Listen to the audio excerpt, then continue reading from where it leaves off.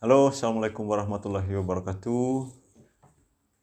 Salam sejahtera untuk kita semua. Ketemu lagi dengan TV Jalanan Indonesia dalam acara Mari Bicara Soal Rakyat. Jangan tentang. Ya, pada saat ini kita langsung saja. Saya bersama seorang pegiat pemberdayaan, Bapak Egunius Manukule, atau disapa Pak Egi, Pak Eman, kalau panggilannya. Beliau sudah berpengalaman di bidang pemberdayaan masyarakat, sehingga pada hari ini kita sama-sama mendengarkan beberapa cerita dari Pak Egi ini. Ya, Pak Egi langsung saja mungkin bisa menceritakan pengalaman-pengalamannya selama berada di dunia pemberdayaan, sejak kapan dan sampai pada hari ini. Bagaimana pengalamannya? Baik, terima kasih. Saya pertama-tama saya ucapkan banyak terima kasih kepada TV Desa Jalanan Indonesia yang sudah bertemu dengan saya dan meminta kesediaan saya untuk berbagi kepada kita semua. Jadi yang seperti dikatakan tadi oleh Bung Ari, saya adalah pegiat pemberdayaan, ya bisa dikatakan mungkin terlalu besar pegiat Bung Ari. Jadi saya lebih suka di jalan-jalan gitu. Jalan. Di jalan-jalan. Karena memang di jalan ini banyak hal. Jadi omong saya terus terang, ya biodata saya ini seorang biasa yang begini-begini saja. Lalu pendidikan saya dulu punya impian, punya cita-cita mau kuliah. Iya. Tapi dalam perjalanan karena banyak hal, latar belakang orang tua, jadi ya jangan melulu orang tua, mungkin karena kenakalan juga. Yang membuat saya harus dari kata kuliah itu A-nya saya tinggalkan di kampung.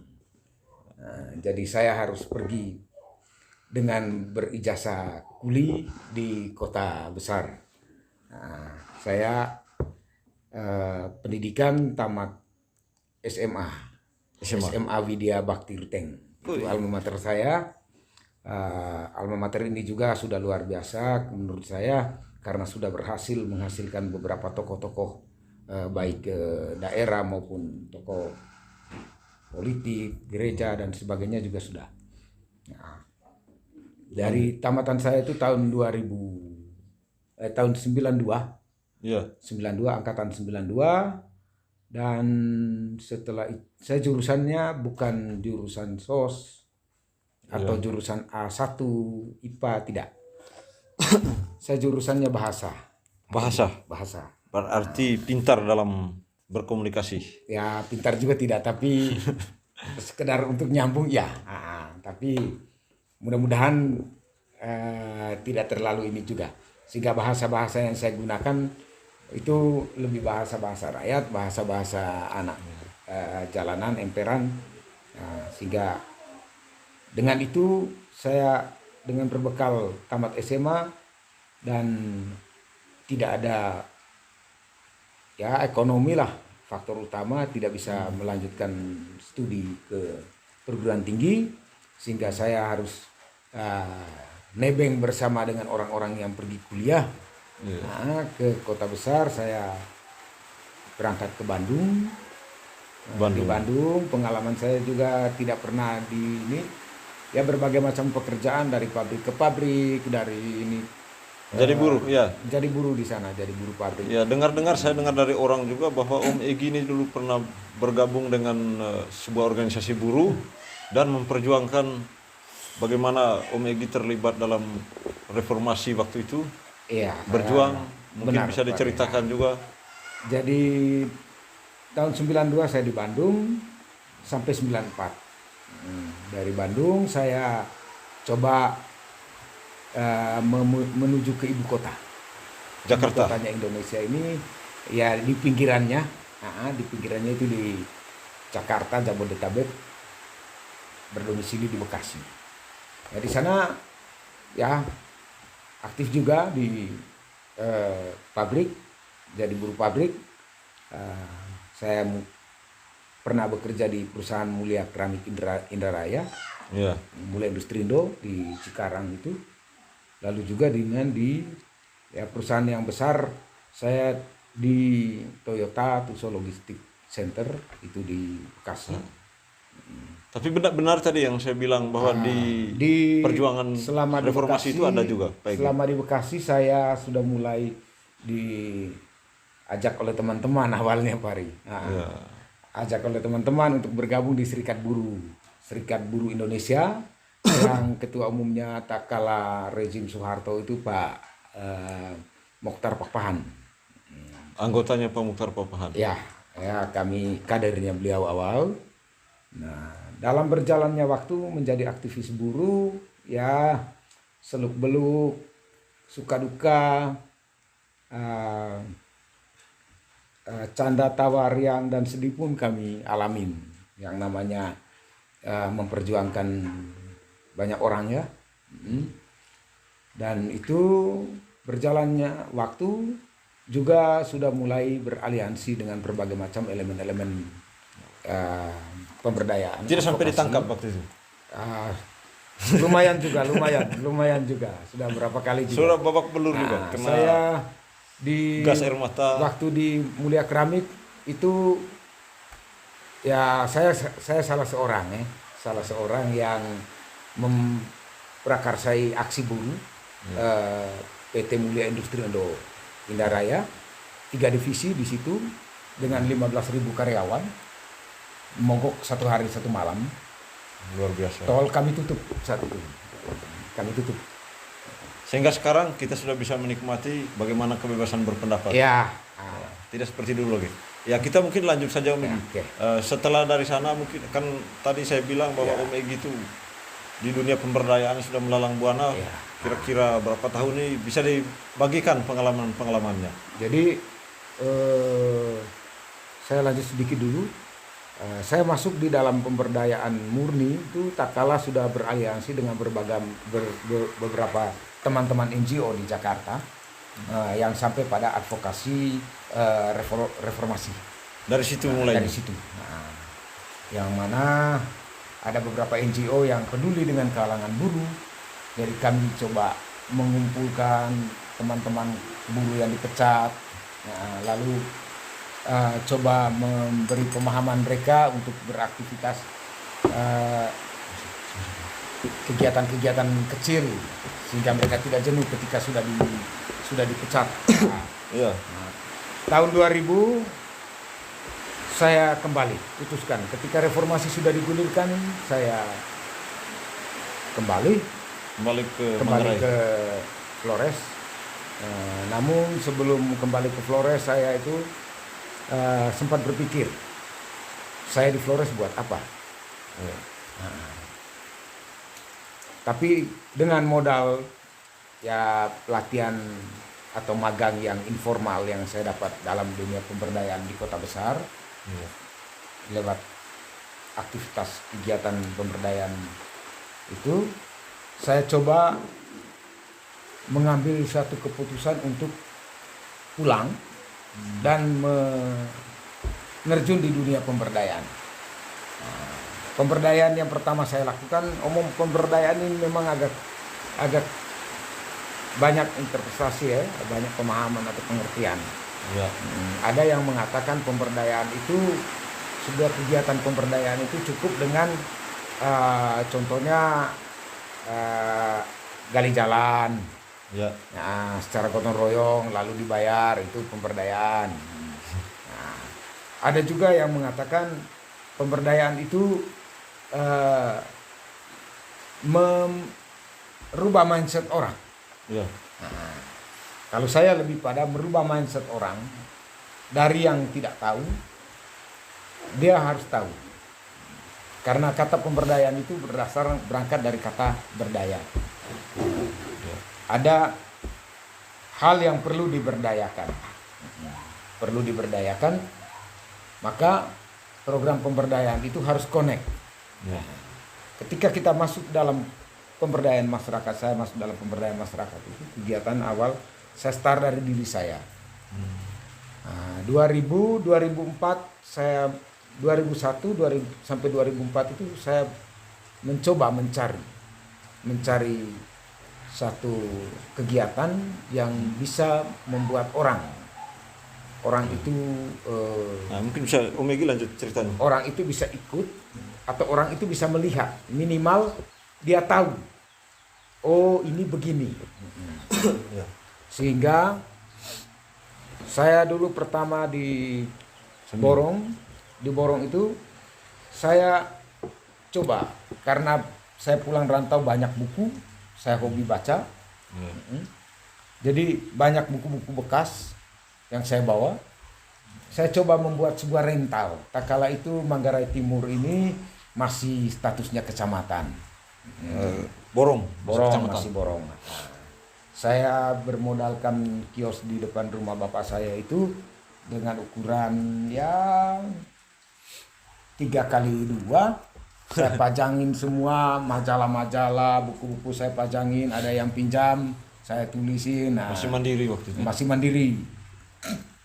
Nah, saya hanya mau mengetahui, pertama target memperkenalkan informasi kepada masyarakat. Nah, yang kedua, masyarakat bisa mengetahui seperti mana kemajuan yang ada dengan literasi yang disuguhkan di dalam rental buku yang saya buat. Itu sempat berjalan hampir 1 tahun. Ya. Namun tidak batas di situ, saya juga coba melirik tak kala kebijakan nasional, bahkan keluhan masyarakat umum kelangkaan pupuk.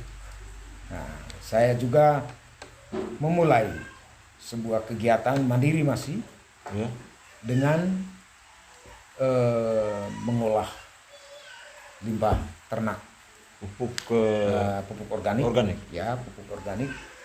Nah, jadi tidak punya ternak, modal juga tidak boleh dikatakan tidak ada. modal keahlian saja. Modal keahlian. Saya lalu nekat dan kemauan. Saya melihat di tengah-tengah sawah itu ada padi yang sudah dietam, sudah dipanen, lalu ternak-ternak di masyarakat itu diikat di situ. Ya. Saya sempat tercengang melihat ternak-ternak itu. Saya berpikir, apa yang saya dapat dari ternak dan sawah ini? Ini ternak orang, ini sawah orang. Ya. Lalu saya buat apa? Apa yang keuntungan buat saya? Nah, ternyata setelah saya lakukan satu penelusuran, komunikasi dengan masyarakat sekitar, ternyata ternak yang diikat di sawah itu bukan punya pemilik sawah, tapi ternak orang. Nah, saya tanya pemilik sawah, ini bapak punya sapi semua atau kerbau? Tidak, ini orang-orang tidak jelas siapa yang punya, ini ikat saja karena sudah dimengetam. Saya bilang, loh, kalau orang itu yang punya ternak saja dia bisa manfaatkan keuntungan dari Rumput. dari sawahnya orang yang punya sawah untuk memberi makan ternaknya. Ya. Lalu saya Dapat apa? dapat apa? Muncul ide gila. Saya kumpul semua ciri-ciri ternak yang kering dan saya bawa di satu tempat di rumah. Pengumpulan itu sebanyak ya 3 bulan, mendekati 3 bulan saya kumpul sebanyak mungkin. Nah, setelah 3 bulan baru saya mulai olah dalam bentuk kompos. Ini masih sendiri tadi tuh. Masih sendiri. Saya libatkan teman-teman, keluarga untuk mendukung saya. Jadi pada saat masuk bulan ketiga, saya sudah coba lakukan komunikasi dengan masyarakat sekitar. Ya. Saya bilang, Pak, keren, bisa tidak kamu ini kumpul ciri ternak yang ada di sawah-sawah ini? Ya. Alih, Pak. Baik kalau begitu. Pak beli dengan harga berapa? Saya bilang 200 rupiah per kilogram. Dia bilang, wah murah sekali ya, biar sendiri saja Pak. Lalu Pak mau berapa? Ya kalau bisa 1.000 lah. Iya. Saya bilang, waduh, harga komposnya saja 1.000. Saya dapat apa? Saya bilang. Nanti Akhirnya, habis dikelola mau jual berapa? habis diolah nanti jual berapa? Saya jual dengan 1.000 setelah diolah. Ya sudah. Akhirnya mereka juga tidak mau. Tidak mau. Saya bilang, wah, kasihan juga ini orang. Saya tetap lakukan. Mereka tidak mau, tapi bukan mereka ngambil ini kompos yang cirit ternak yang ada di sawah untuk kumpul di mereka punya rumah. Tidak, mereka lepas juga. Saya tetap lakukan. Lambat laun saya langsung bilang, sudah, ketika saya ingin kamu baik, kerjasama dengan kamu, kamu tidak mau, ya sudah, nanti kamu sendiri yang mau sendiri. Nah, ternyata dalam berjalannya waktu muncul seorang bapak tua. Dia bilang, Pak, saya saja yang pilih kalau begitu. Kira-kira Pak bisa kasih berapa? Nah, saya begini sudah. Karung dari saya, Pak kumpul, kasih hancur. Lalu saat sudah di tempat Bapak, saya masukin dalam karung, baru hitung harga karung. Kalau 5.000 satu karung, mau tidak? Nah, kalau 5.000 Pak, mari sini, bawa sini semua karung. Kapasitas dalam satu karung besar itu 5.000 rupiah. Itu satu karung harga 5.000 saya beli. Kapasitas isinya itu 65 kilo. Kalau dikali 200 tadi, dia kan tidak mau yang 200. Iya. Dia mau yang 5.000. Saya bilang, kau makan sudah kau punya bodoh. Masih sehat, bapaknya masih sehat sekarang. Bapak tua itu. Masih. Habis itu tua sekali. Jangan dibilang bodoh lagi. Harus minta maaf di sini. Dia libatkan semua orang sekitar. Akhirnya ada 2-3 orang lagi ngikut begitu. Ngikut. Ya terbentuklah sebuah kelompok komunitas kecil yang untuk mengumpul cirit itu. Saya berjalan, setelah saya memproduksi dalam volume tidak banyak waktu itu, di 2003 itu dengan tonase 3 ton, saya coba membuat sebuah, lagi-lagi berkat modal pengalaman pemberdayaan dan ini dari luar, saya coba membuat sebuah lahan contoh. Lahan contoh, lalu saya libatkan pemerintah kecamatan. Tak kala saat itu Pak Fansi Jahang, Camat Borong. Jadi Pak Fansi Jahang respon, saya undang ke rumah, tripika semua, lihat apa yang saya sudah buat. Terus saya undang lagi bersama dengan kelompok-kelompok tani dan masyarakat untuk melihat lahan uji coba yang saya buat. Nah, ternyata antusias respon masyarakat juga cukup bagus. Tapi jujur saja, tak kala awal-awal itu orang sampai mengira ini orang gila sudah datang. Masa bisa hidup dari tai sapi? Kita di sini tai saja dibuang-buang atau tai kerbau. Tapi nanti mereka lihat. Nah, begitu saya sudah lakukan beberapa tahapan proses sosialisasi, apa yang saya sudah buat, pengenalan kepada masyarakat, dan itu juga sudah mereka lihat dan rasakan. Ternyata respon pemerintah daerah saat itu, zaman Pak Krisrotok bupatinya, Pak Kamilus Deno wakil, memang Pak Kamilus Deno ini juga satu alumni, dia tamatan Widya Bakti juga. Jadi almarhum ini. Jadi dengan teman-teman DPR tak kala itu mereka langsung bilang, wah ini bagus, kita coba dukung ini. Sehingga saya saat itu dipercayakan oleh daerah untuk sebagai mitra untuk pengadaan bahan organik dalam pengembangan tanaman perkebunan, baik di Manggarai Barat, habis itu Manggarai Timur yang sekarang juga gitu, lewat kelompok-kelompok tani. Nah, dulu saya belum tahu di mana itu Desa Baling, di mana Benteng Riwu, Golo Lalong, saya belum tahu semua dulu. Saya hanya batas di Borong. Tapi dengan adanya kegiatan itu saya tahu, karena ketika pengembangan kopi di wilayah itu pasti pupuk organiknya dari saya. Dan saat itu juga saya sudah coba bersama dengan Dinas Pertanian Manggarai Timur melakukan edukasi kepada masyarakat, kelompok-kelompok tani, memberi pelatihan cara pembuatannya, cara pembuatan kompos ini. Komunitas kepercayaan daerah sudah. Ya, saya rela supaya saya jadi instruktur untuk melatih kelompok-kelompok tani, dan banyak kelompok tani yang berhasil sudah diberi pelatihan oleh saya terkait cara memproduksi dan mengolah kompos ini dan aplikasi pada tanaman. Nah, itu berlanjut sampai tahun 2006. Sempat ada kendala saya, mohon maaf, ada kendala saya kala mengembangkan kegiatan pemberdayaan mandiri ini. Kendala saya kala itu adalah transportasi. Saya belum bisa beli motor saat itu. Harus kemana-mana saya bingung. Borong itu kan tidak ada angkutan kota. Solusi yang saya coba, saya bangun agitasi dengan beberapa teman mantan perantau yang ada di Borong. Kami coba duduk bersama dengan Tripika, coba mencari ide dan menyepakati kira-kira mana peluang usaha yang bisa dilaksanakan selain saya, tapi masyarakat yang anak-anak muda di Borong juga ini. Sehingga terbentuklah saat itu kami wacana ojek. Jadi ojek di Manggarai Raya ini startnya dari Borong.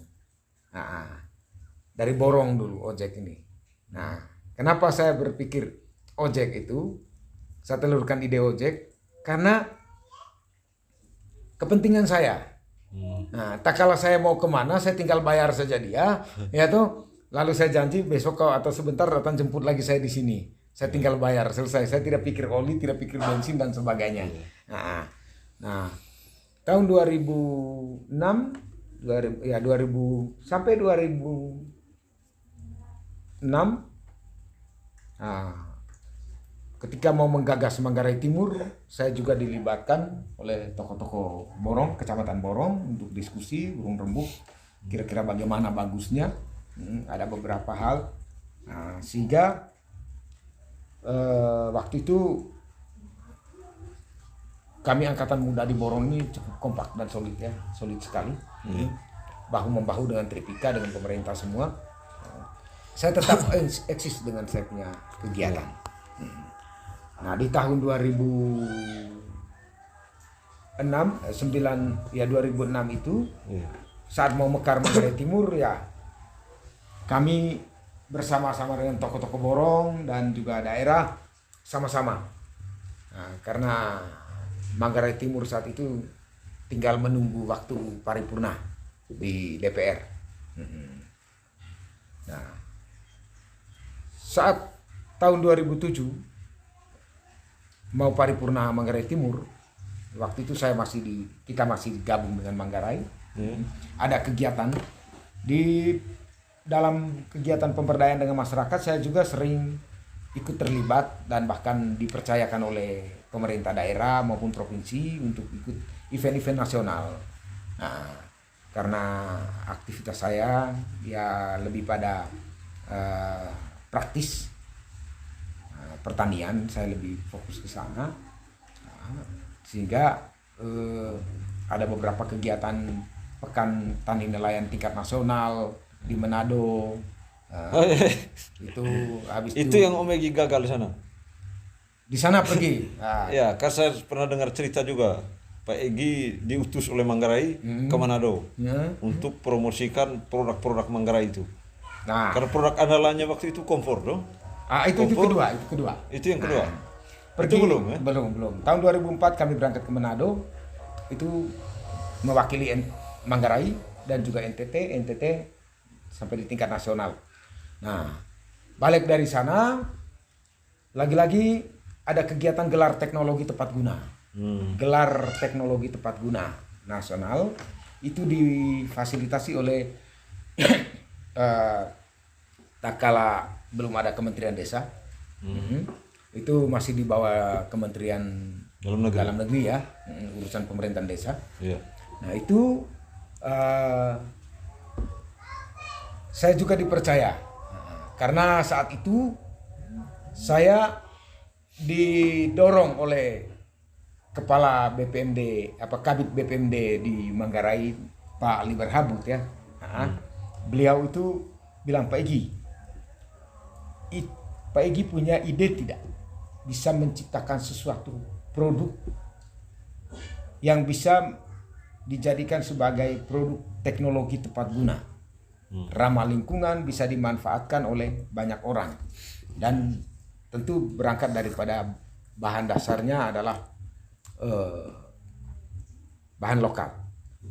Saya coba berpikir, Pak, saya bilang gitu. Nanti saya akan beritahukan kepada Pak. Berapa lama setelah saya bilang begitu, Pak Liber bilang, ya jangan lama, kalau bisa 1 bulan. Oke, terima kasih. Muncullah ide. Saya coba. Saya terinspirasi dengan kelangkaan bahan bakar minyak.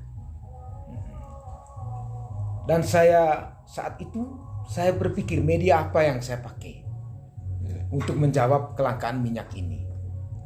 Sehingga dalam perjalanan sambil mencari ide, menemukan media apa, kaki saya diinjak oleh terinjak salah ini cangkang kemiri. Nah, akhirnya luka. Saya ambil, wah, kau kok cangkang kemiri bisa berani-beraninya melukai kakiku. Lalu setelah kakiku luka, lalu kau, apa untungnya buat kau dari luka kakiku? Bisa tidak kita kerjasama untuk saya menguntungkan kau, kau menguntungkan saya? Ini lewat satu spontanitas saja. Ya. Oh, ini mungkin. Saya terbayang dengan tempurung kelapa. Oh iya, cangkang kemiri ini kan sama seperti tempurung kelapa.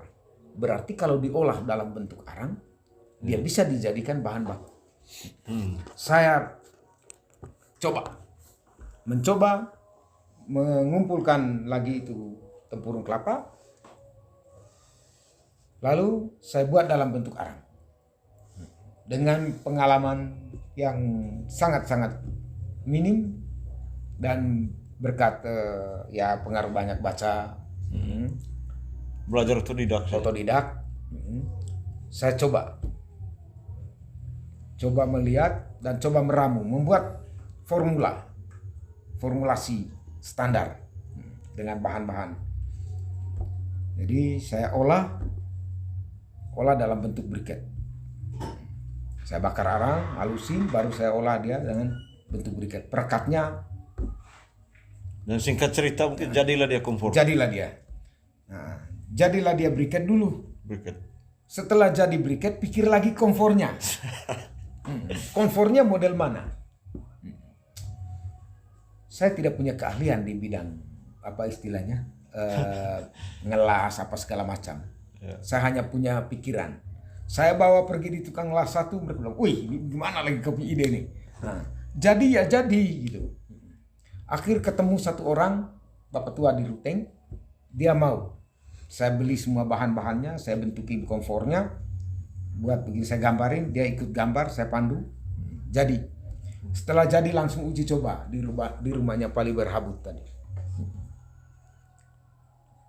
Saya bilang, ini Pak, setelah kami lakukan uji coba, bagus Pak, saya tetap olah terus. Saya sosialisasikan lagi kepada masyarakat. 2 sosialisasi yang saya lakukan dalam pemberdayaan masyarakat. Pertama, cara pembuatan arang dengan pembuatan komfor. Dengan cara pembuatan briket. Nah, begitu dalam perjalanan, Dinas PMD Ruteng coba mengakomodir dalam program pelatihan TTG, teknologi tepat guna, kepada masyarakat di Manggarai. Nah, langsung disambut. Saya dipercayakan sebagai pemateri saat itu, juga dipercayakan juga untuk datang di beberapa titik proyek contoh yang mereka bentuk. Saya lupa tahun 2005 ya, 2005 lah, 2005-an. 2005-2006. Itu dapat dua kecamatan. Kecamatan Satarmese dan Kecamatan Cibal. Karena syaratnya briket ini harus ada tanah liat. Iya. Karena itu salah satu bahan. Nah, karena bahannya itu adalah tanah liat itu sangat bagus sekali untuk penyimpan panas. Setelah itu lakukan, dan itu bagus. Iya. Bagus. Setelah pulang dari sana, lagi-lagi pemerintah Manggarai Barat juga tertarik. Iya. Nah, dengan potensi Manggarai Barat yang begitu banyak kemirinya dan sebagainya. Pelaku-pelaku di tingkat lokal juga mereka sudah fasilitasi semua, Pemda juga sudah fasilitasi. Nah, setelah itu balik, saya coba kembali saat waktu berangkat lagi ke Manado, alat peraga semua disiapkan. Ya, sebelum di tingkat nasional, di tingkat provinsi gelar teknologi tempat guna di provinsi. Nah, saat itu Pak Kristotok belum tahu ini barang ini, belum tahu ini Egy Manukulepi buat apa. Pak Bupati waktu itu ikut juga? Ikut. Berapa lama dari provinsi disampaikan, ini tolong diprioritaskan. Dan yang berangkat ke Manado, yang TTG provinsi adalah produk ini. Saya dapat sampai undangan saja dari PMD. Lagi siapin. Itu konvor di bawah sebanyak 50 unit. Briket di bawah 500 kilo. Bagaimana saja caranya, Pali Berhabu pusing. Ketika presentasi di provinsi, Aman-aman saja. sudah final ini. Nah, sekarang bagaimana? Pak Fansi bingung. Beliau saat itu dia di asisten 2 kalau saya salah. Ngomong sambil minum ya. Iya. Jadi bingung Pak Fansi. Wih, ini Egy punya buat apa lagi nih? Beliau diperintahkan oleh Kadis PMD provinsi untuk dekatin saya dengan Pali Berhabu. Tapi persoalannya Bupati ini belum tahu. Iya. Akhirnya saya dipaksakan harus hadir presentasikan TTG yang saya buat dan juga hasilnya seperti apa di dalam suatu kegiatan bulan bakti gotong royong di Kecamatan Cibal. Iya. Saat itu. Dan saat itu semua peraga saya punya juga dibawa semua. Saya presentasikan semua, dan saat itu Semanggarai Raya juga sudah tahu ya. Tahu. Nah, dari situ baru berangkat ke Kupang. Kupang juga kargo sebenarnya susah. Tapi suka tidak suka, tidak tahu bagaimana caranya teman-teman Pemda birokrasi supaya barang ini harus berangkat ke Kupang, karena gubernur dengan semua sekda juga harus tahu seperti apa. Sampai di sana sempat kembali lagi ke sini, ke Flores lagi, ke Ruteng lagi dulu. Barang-barang bawa terus? Barang orang laku habis terjual semua di sana. Dinas PMD provinsi itu belinya juga tidak sedikit. Nah, setelah itu saya dapat pesanan juga lumayan. Hanya kewalahan. Kewalahannya bukan di kewalahan di di produksinya, tidak. Kewalahan bahan baku. Ketersediaan bahan baku di daerah kita itu banyak, tapi dalam bentuk mentah. Ya. Yang kita butuh adalah olahannya, Harus setengah jadi. diolah sendiri lagi dari nol. Olahan setengah jadinya. Nah, kalau kita bicara industri, bicara sebuah produksi, maka bahan baku ya ada, tapi dalam bentuk apa? Mentah, setengah jadi, atau jadi. Nah, karena kendalanya di situ, saya juga tidak bisa berdaya. Setelah berangkat ke Manado, pulang dari sana, gelar teknologinya bagus. Itu waktu dibuka kegiatan nasionalnya dibuka oleh Pak Presiden zaman SBY.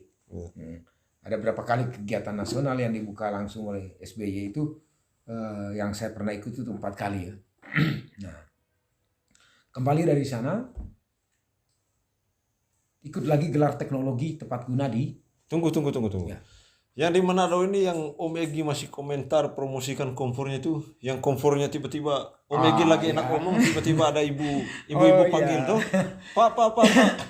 Oh iya begitu. Tolong komfornya itu sudah terbakar tuh, sudah hangus. Bung Ari sempat dengar juga ya model gitu ya. Berarti Bung Ari ini hebat juga. Oke, begini Bung. Jadi ceritanya saya selaku narasumber di stand pameran nasional itu yang NTT punya itu. Jadi komfor ini kami taruh di meja. Karena komfor yang manual awal itu tidak memiliki kaki. Tidak memiliki kaki. Dia langsung rata di atas meja. Kami hanya bermodalkan, saya dengan Pali Berhabut itu hanya modalkan 3 batu kecil begini taruh di atas meja, baru kompornya diletakkan di atas itu. Karena di pameran itu kan harus langsung praktek. Proses awalnya model mana sampai pada masak air. Jadi komfor dalam kondisi memasak harus ada. Nah, kondisi panas briket ini dia panas ke atas, panas ke bawah. Nah, di bagian bawah tidak ada peredam. Nah, sehingga dia tembus. Begitu saya lagi sedang presentase, karena pengunjung pameran itu penuh. Saya lagi presentasikan ketika saya ingat baik. Saat itu mereka menanyakan bagaimana potensi kemiri di daerah. Saya lagi menjelaskan. Entah investor atau pelaku usaha saya tidak tahu mereka itu. Tapi pengunjung pameran nasional itu. Nah, akhirnya ibu dari provinsi kita punya, karena satu stand provinsi. Pak, itu mejanya sudah gosong gitu. Akhirnya saya dengan saya panggil Pak Liberhabut, Pak, ini mejanya Pak, kita angkat ini. Kami ngangkat itu. Lepas mic. Lepaslah mic ini, langsung angkat ini periuk air yang lagi mendidih ini, taruhin di bawahnya, angkat ini komfor dengan, belum ada pegangannya juga, belum ada bentuk komfor briket yang model sekarang. Itu bawa keluar, lepas di luar. Nah, setelah pulang dari sana, baru kembali ke Manggarai sini. Sebentar lagi Palu Manggarai Timur di ini sudah resmikan, definitifkan. Kita masih 1 tahun itu waktu dengan apa? Berapa lama? Ada di Manggarai Timur itu ada beberapa kegiatan. Nah, saat di Manggarai Timur, awal mekarnya Manggarai Timur ini, pemerintahan persiapannya ada. Nah, saya coba menyodorkan beberapa konsep-konsep yang saya sudah buat ke pemerintah daerah. Nah, di lokasinya ke Dinas Pertanian, di briket dan ininya juga ke Dinas Perdagangan. Ya tapi itu ya kita tidak tahu. Mungkin lain orang lain cara melihat. Nah, kan gitu. Ya mungkin karena lain orang lain cara melihat sehingga kesimpulan akhirnya juga pasti tidak kesimpulannya sama. Bangkrut sudah. Nah, saat itu sama sekali tidak direspon. Bahkan saya sempat digelar teknologi tepat guna di tingkat di Semarang. Itu saya membawa satu hasil kerjasama dengan perusahaan yang membutuhkan arang tempurung kemiri itu sebanyak 15 ton per bulan. Minimal 15 ton satu kali kirim per bulan. Nah, saya bawa MOU karena di event-event nasional itu biasanya ada langsung dengan MOU. Ketika ada investor atau apa yang mau ini, itu sudah ada berita acaranya. Mereka siap surat perjanjian apa segala macam. Contohnya? Nah, ya format sudah ada. Kita tinggal isi misalnya. Nah, perusahaan itu itu waktu dia ingin. Spek dia sudah kasih. Saya sudah buat telaan apa segala macam dan kirim ke pemerintah Kabupaten Manggarai Timur waktu itu. Nah, di Kadis Perindustriannya Pak Basul Steto ya. Yeah. Dan bahkan dengan rekomendasi provinsi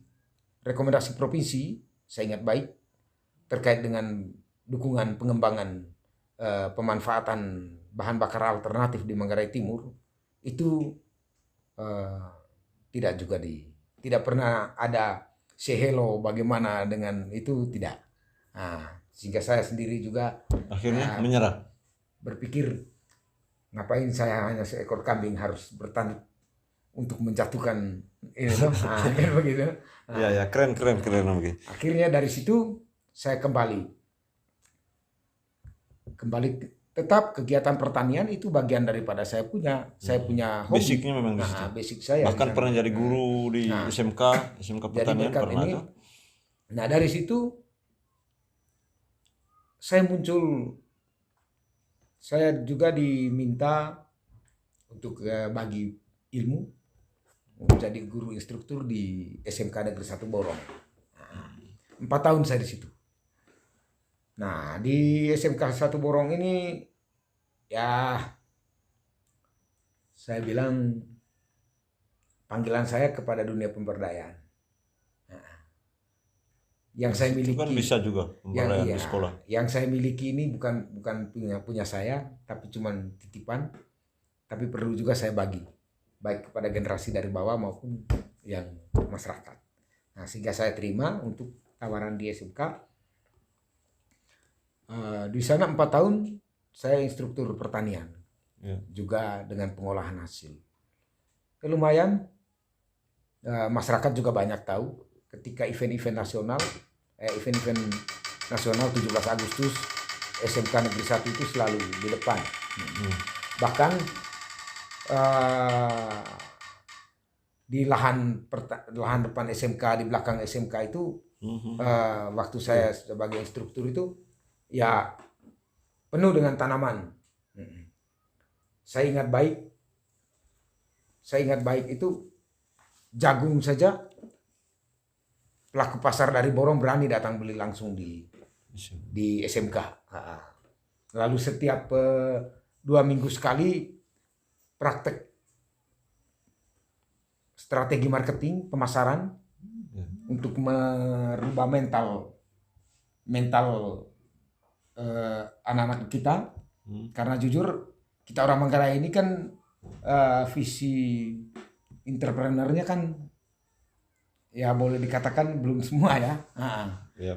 Punya modal tapi mindset bisnisnya kan tidak ada, sehingga saya tempa mereka dan saya wajibkan murid itu. Kamu harus bisa hasilkan produk ini yang kita praktek tadi ini, dijual. Turun ke Borong. Pulang bawa uang, jadikan kas. Nah, setelah sampai 2015 ya. Nah, sampai 2015. Nah, dari situ keluar. Karena ada tawaran yang lebih bagus.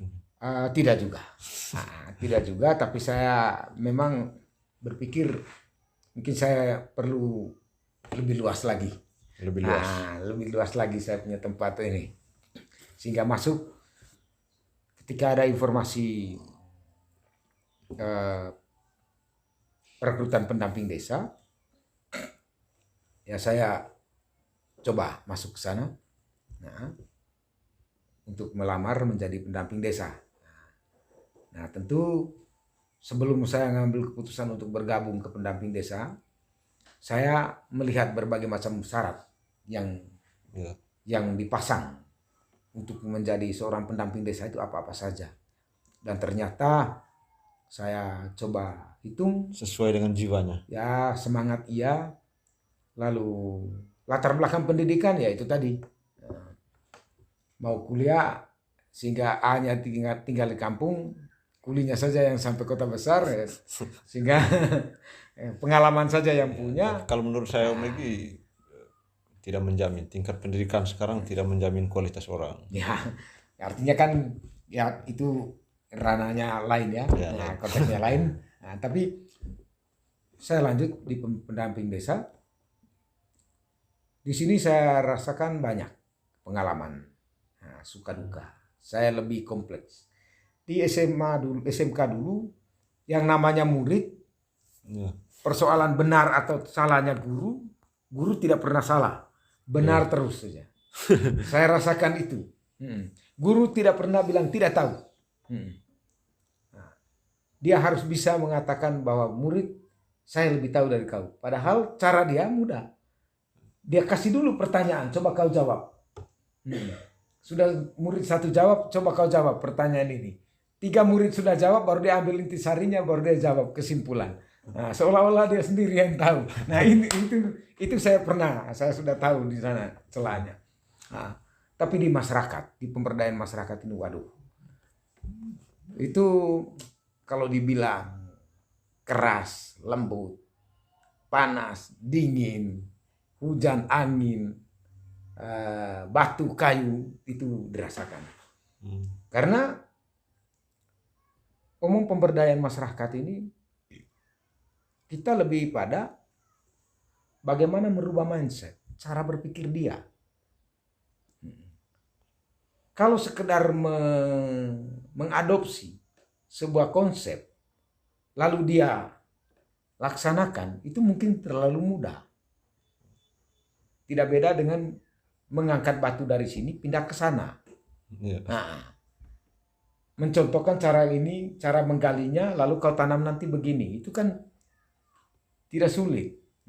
Tapi bagaimana merubah mindset, cara berpikir dia ini dalam dunia pemberdayaan ini, supaya nanti kau hanya beritahu satu kali, kedepannya kau tidak perlu lagi diberitahu lagi, dia sudah bisa sendiri.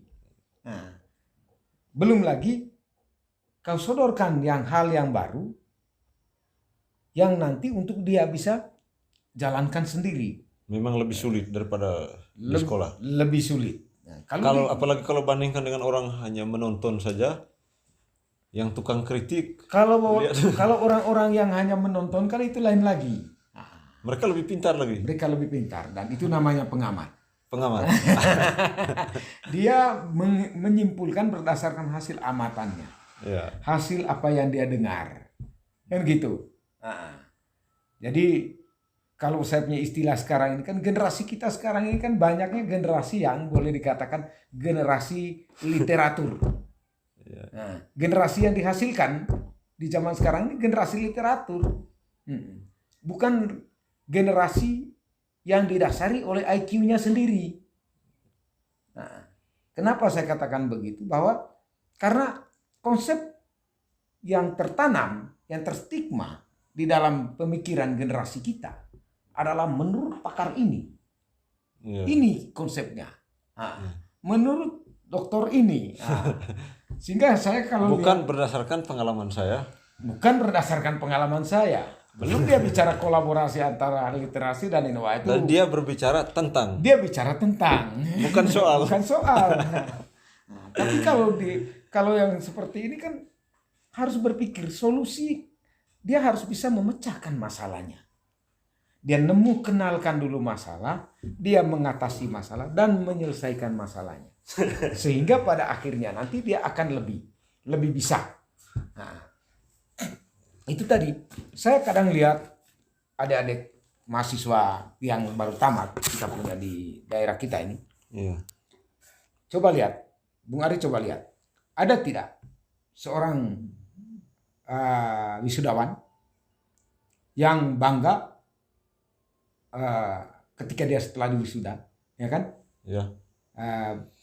Mengabadikan gambar berlatar belakangkan kebun,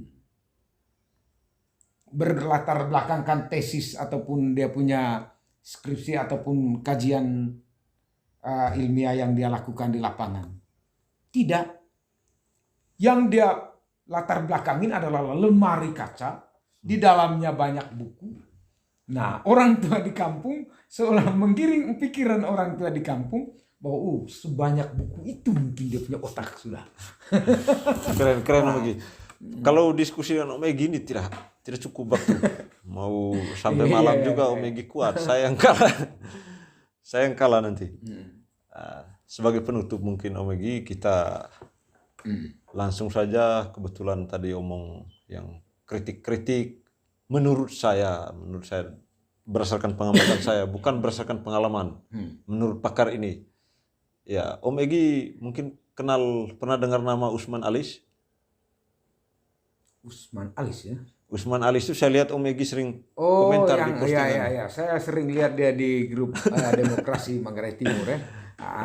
Di situ Saya tidak Pak pernah Usman kenal Alis. langsung beliau, saya juga tidak pernah tahu beliau. Baru kemarin ketika Bung Ari coba ini, Ya, sudah dengar juga wawancaranya. jadi saya sebatas melihat itu, tapi sering dia komen di statusnya di Iya. Facebook Demokrasi Saya Manggarai lihat Timur. komentarnya Pak Egy juga menantang tuh. Oh ya. Menantang beliau. Sebenarnya tidak menantang, hanya saja coba mengimbangin gitu ya. Coba mengimbangin, menyelaraskan antara pikiran beliau dengan pikiran. Iya.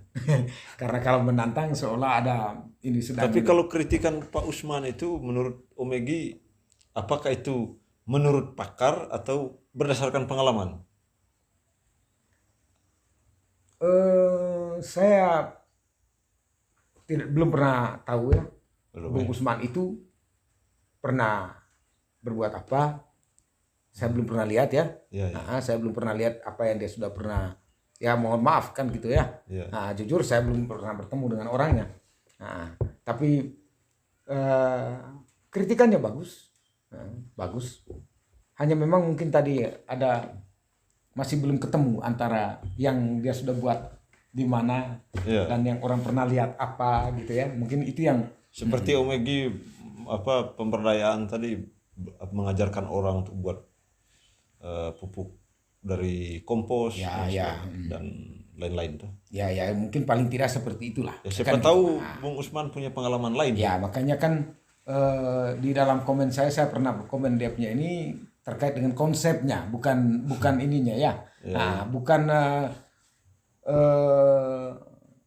soalnya yang harus dikedepankan atau masalahnya yang harus dikedepankan.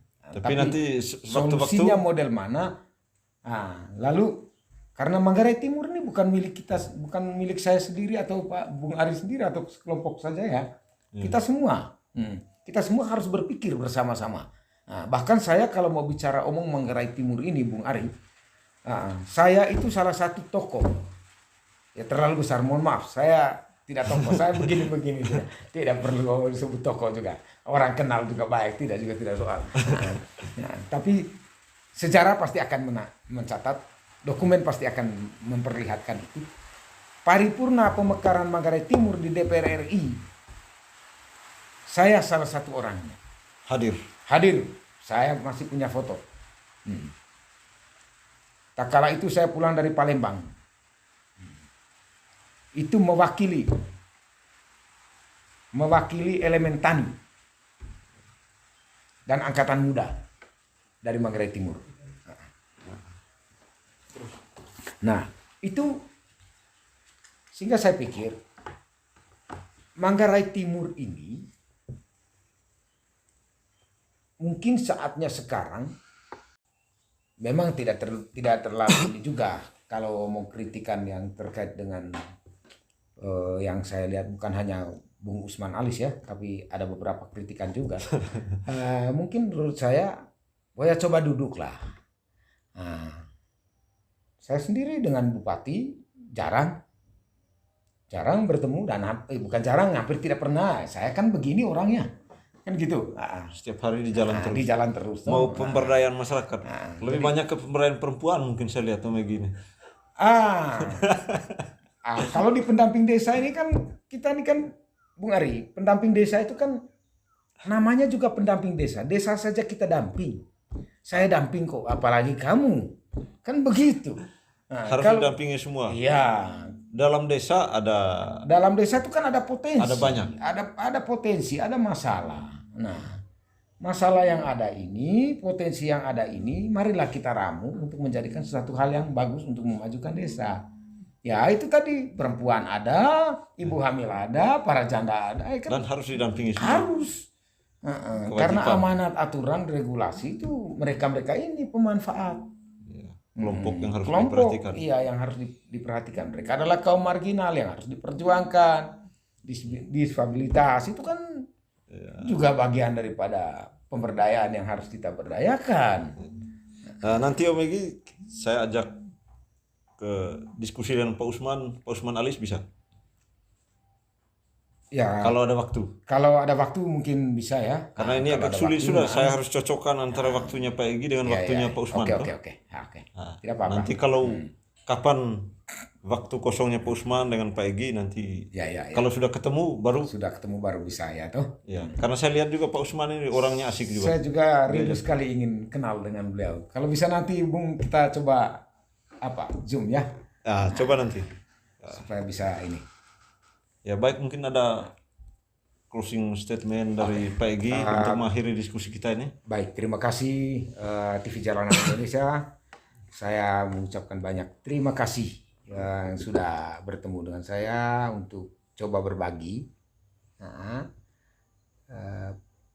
Dan saya orangnya tanpa pamrih terkait dengan berbagi ilmu, karena saya punya prinsip yang ada dalam kepala saya, benak saya ini itu cuma titipan. Yang keluar dari mulut saya ini juga adalah cuman titipan saja, titipan juga. Dan mulut saya dipakai untuk menyampaikan. Sehingga kalau ada kata yang kurang berkenan atau yang membuat tersinggung, itu adalah kelemahan pribadi saya. Tapi kalau yang bagus dan positif tadi, itu memang bukan punya saya. Itu Tuhan punya yang Jangan harus terlalu saya merendah juga.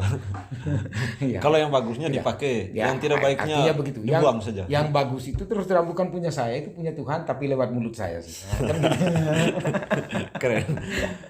Ya, itu tadi diskusi kita dengan Bapak Egi, Om Egi saya biasa panggil. Ini teman saya sehari-hari berada di jalanan ini, jalan ke kampung-kampung. Ini posisi kita juga masih di kampung ini, Kampung Encang.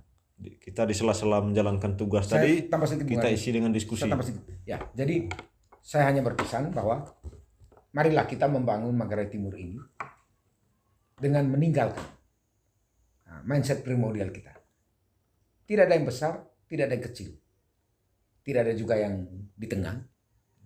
Tapi kita meramu semua, duduk bersama untuk Manggarai Timur ini Firdaus. Kita bisa olah, kita bisa rawat, kita bisa kerjakan, pasti maju. Mantap. Ya, saya akhiri saja. Jangan lupa dukung terus channel kami TV Jalanan Indonesia. Kami siap menjemput suara-suara jalanan dan mudah-mudahan diskusi kami ini bisa memberikan manfaat bagi siapapun yang menyaksikan. Terima kasih. Assalamualaikum warahmatullahi wabarakatuh. Salam sejahtera untuk kita semua. Oke, terima kasih Pak. Terima kasih. Yuk. Selamat.